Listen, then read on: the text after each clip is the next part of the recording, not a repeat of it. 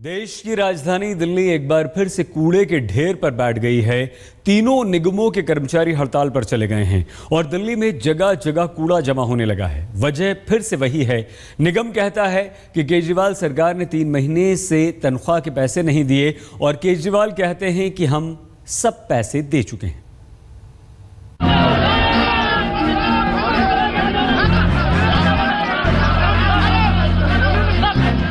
जब हड़ताल से बात नहीं बनी तो निगम कर्मचारियों ने दिल्ली सरकार को इस तरह से पैगाम देने का फैसला किया।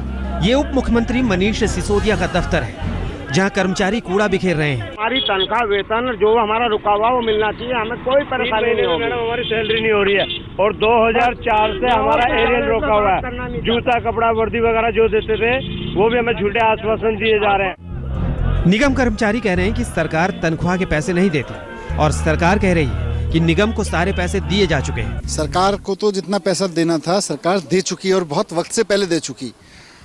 अब ये हड़ताल मेरे दफ्तर के सामने हो रही है, मेरे घर के सामने कूड़ा फेंका जा रहा है।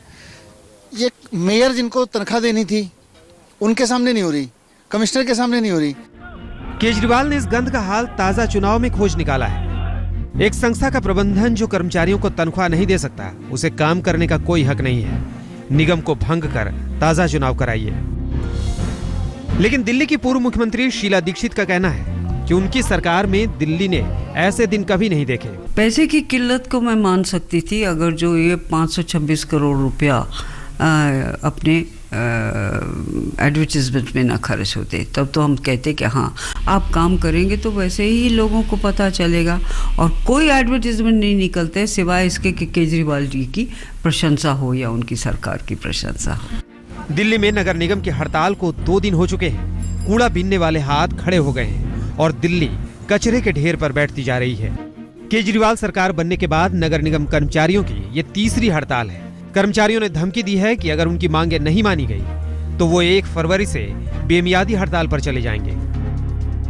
कुल मिलाकर हालत ये है कि केंद्र और केजरीवाल की रस्साकशी में दिल्ली की दुर्दशा है। रोशनी ठोकने और प्रमिला दीक्षित के साथ आज तक bureau.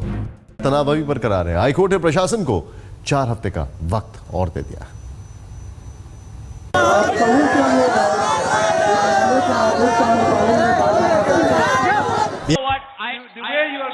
I love the arrogance of the BJP. This is right. I love their arrogance, but this is what's going to be hubris, which is going to take them down. No. I am. We know the people of India vote.